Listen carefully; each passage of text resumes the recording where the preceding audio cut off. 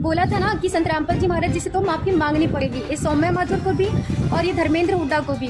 और इसके साथ साथ में जितने छोटे मोटे चेले चपाटे वीडियोस बना रहे हैं ना संत रामपाल जी महाराज जी के खिलाफ, इन सबको माफी मांगनी पड़ेगी।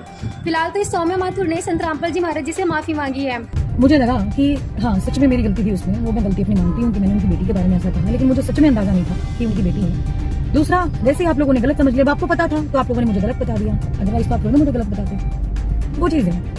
बाकी जो भी है लड़ाई आगे कंटिन्यू रहेगी और आप लोगों को जो करना है कीजिए, कोई फर्क नहीं पड़ रहा उस चीज़ से। बाकी बहुत बहुत धन्यवाद आपका। इसीलिए माफी मांग रही हूँ कि गलती की जाने अनजाने में, अगर जानबूझकर गलती की होती तो शायद माफी भी नहीं मांगती। ये कह रही है कि संत रामपाल जी महाराज जी की बेटी थी, इसको 1% भी नहीं पता था, नहीं तो ये ऐसा बिल्कुल भी नहीं करती।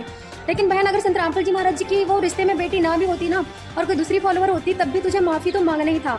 क्योंकि संत रामपाल जी महाराज जी कहते हैं, बहुत ही प्यारे बालक माँ का उससे बढ़कर शिष्य गुरुवार का। मतलब कि हमारे माँ बाप को हम जितने प्यारे होते हैं ना, उससे कई गुना ज्यादा हमारे गुरु को, हमारे परमात्मा को हम बच्चे प्यारे हैं। तो माफी तो तुझे तब भी मांगनी थी।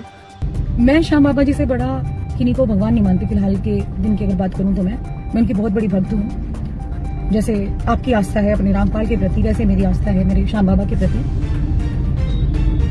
और फिलहाल तो भगवान तो किसी को भी मान, लेकिन एक न एक दिन संत रामपाल जी महाराज जी को ही भगवान मानना पड़ेगा। क्योंकि वो भगवान है, वो पूर्ण परमात्मा है जो आज धरती पर आकर सारे कार्य कर रहे हैं। इसलिए जितनी जल्दी हो सके संत रामपाल जी महाराज जी का सत्संग सुनो, तत्वज्ञान समझो और उनसे नाम दीक्षा लेकर अपना कल्याण कराओ।